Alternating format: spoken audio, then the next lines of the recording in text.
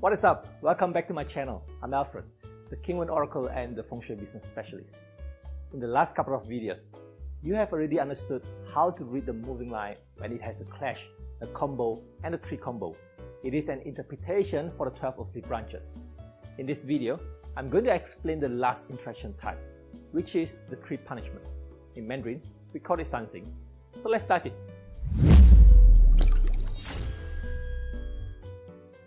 If you have already watched my previous work, you see the 6 clash, the 6 combo, and the 3 combo are all equally assigned. With the aid of palm mnemonic, I think it shouldn't be a problem for you to learn. From there, you see that the clash and the combo are having a regular pattern. This is because the formation of the punishment is not fixed. Some are formed with 3 branches, and some are formed with 2 branches. And even with a single branch can also be a punishment. Now let's see what is the punishment that formed from 3 branches. It is yin si shen, which we call it disaster punishment. Then cou wei xu, which we call it rebellious punishment. And for the 2 branches punishment, it is zi mao punishment, which we call it peach blossom punishment. And this 4 single branches punishment of chen, wu, you, hai is called self-punishment. It is not easy to grab the ideas of punishment. The interaction between the branches has generating, restriction, and neutral. So what is actually the punishment wanted to tell? If you see the books from Wild Crane, he explained his experience about the 3 punishment like this. He mentioned that whenever he gets the chances to see 3 punishment in the hexagram, he always keeps verified to see what is happening in reality with 3 punishment. His own theory regarding how to use 3 punishment is that we need to observe at the prosperity of the useful spirit together with the restriction relationship, which means that if the hexagram appear to be having 3 punishment and at the same time the useful spirit is getting restriction or in a weak condition, then it is inauspicious. However, in his entire life of divination, he only able to verify 1 3 punishment that is accurate in the hexagram. Therefore, in his manuscript, he written down the only single verified 3 punishment case study.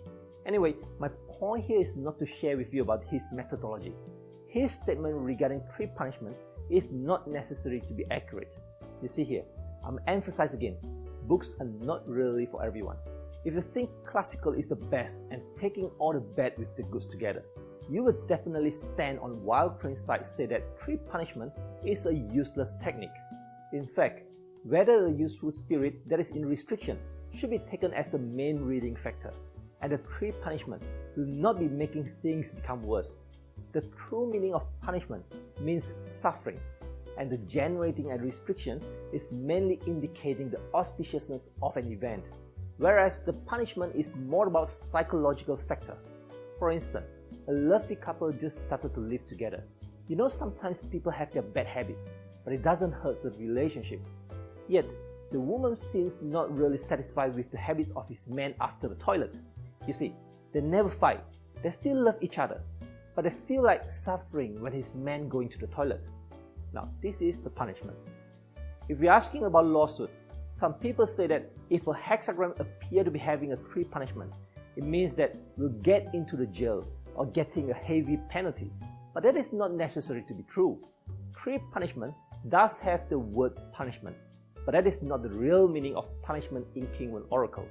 It is just a reflection on how a person would get affected. When you practice with 3 punishment, not every type of the 3 punishment is needed. You will only need to use some. Regarding how to use them perfectly, this will be explained on my another paid content. Now let's finish the interaction by introducing the 6 harm to you here. 6 harm is a term that much widely used in puzzle system. Some King Wen Oracle diviners have this in their methodology, but in Wild Crane system, it doesn't use it at all. So this leaves us a question that should we use them or leave this 6 harm interaction behind?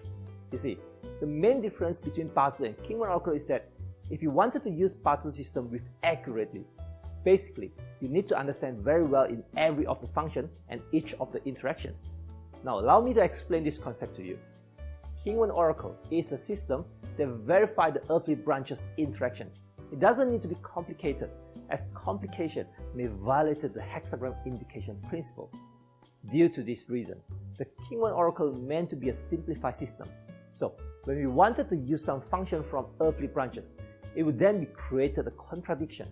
And when the conflict occurs, you need to find another way to solve the conflict. And if you can't find a way to solve the problem, then you will need to remove the function that you plan to use them initially. Now, when I explain until here, some people may start to ask me again, what if we drop a function? Would the accuracy and the detail going to drop as well? The answer is, of course, it won't make the system become less accurate.